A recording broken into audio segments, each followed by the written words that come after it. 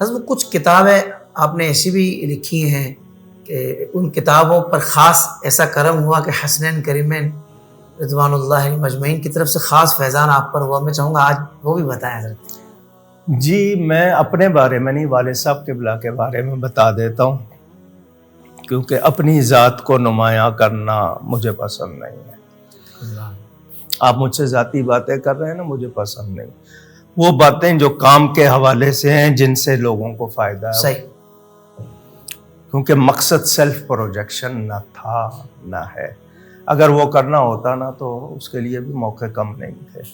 ایک وقت تھا کہ میڈیا پر میں تھا، الیکٹرانک میڈیا پر. میں نے اس وقت بھی یہ چیز نہیں رکھی، بلکہ کوشش کی اور ساتھی ملیں تاکہ کام بڑھے. والد صاحب قبلہ نے کتاب لکھی تھی امام پاک اور یزید پلید. صحیح. ابھی چھپی نہیں تھی. میرے بھائی ہیں ڈاکٹر محمد سبحانی، جو اس وقت دنیا کے ٹاپ سائنٹسٹ میں شمار ہوئے ہیں. اچھا، ماشاءاللہ. ان کو ابھی حال ہی میں موسٹ سائٹڈ سائنٹسٹ کا ایوارڈ بھی ملا ہے. بہت اچھے. واہ واہ. تو وہ خسرہ جس کو ویزلز کہتے ہیں نا، بچپن تھا ان کا. خسرے کی والد صاحب نے خواب دیکھا اور انہوں نے گانچی پاڑا میں یہ خود سنایا بھی تھا. والد صاحب نے خواب دیکھا کہ میرا وہ بھائی والد صاحب کو سوتے سے جگانے گیا ہے کہ حضرت سیدنا امام زین العابدین تشریف لائے. اللہ. تو والد صاحب نے بھائی کو کہا ان کو بڑے ادب سے بٹھاؤ، میں وضو کر کے آتا ہوں. سبحان اللہ. تو والد صاحب نے بتایا کہ بھائی واپس آیا اور اس نے آ کے کہا کہ وہ سلام کہہ گئے ہیں، کہیں گے ہم پھر آئیں گے، ہمیں اس وقت جلدی ہے، سلام کہہ دینا. تو وہ تشریف لے گئے. تو یہ اس کتاب کی مقبولیت کی علامت، سبحان اللہ، کہ ان کی بارگاہ میں یہ ہدیہ قبول ہوا. اشارے میں اپنی بات کر دیتا ہوں. میں نے ایک شخص کے ایک دروازے پہ جا کر، اس نے یزید کی حمایت کی تھی، امام کے خلاف باتیں کی تھی. لاہور کا واقعہ 1986 کا. اچھا.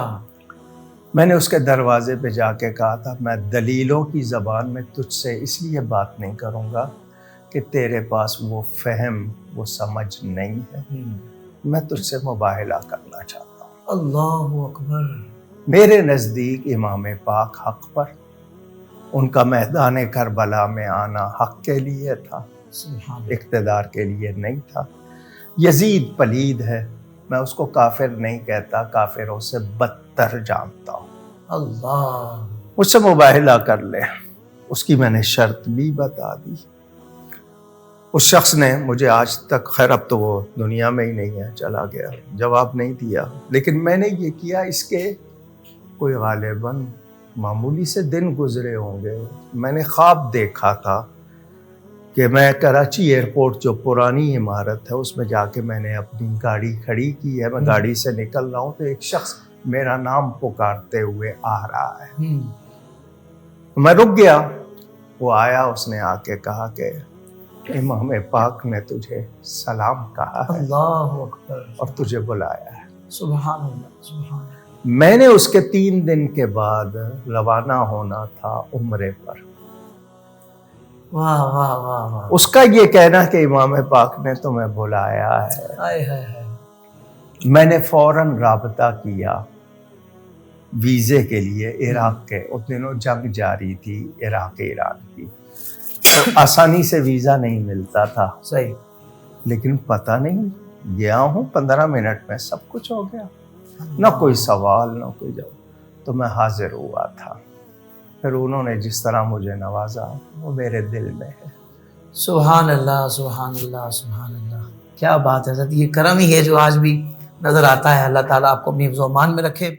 سوشل میڈیا پر اسلام کی صحیح تعلیمات جاننے کے لیے ابھی حافظ سائر قادری کا نیا YouTube channel Islamic digital studio subscribe کر لیں، اور ہاں، نوٹیفیکیشن بیل آئیکن کو بھی پریس کر لیں تاکہ ہماری نئی ویڈیوز آپ تک بر وقت پہنچ سکیں.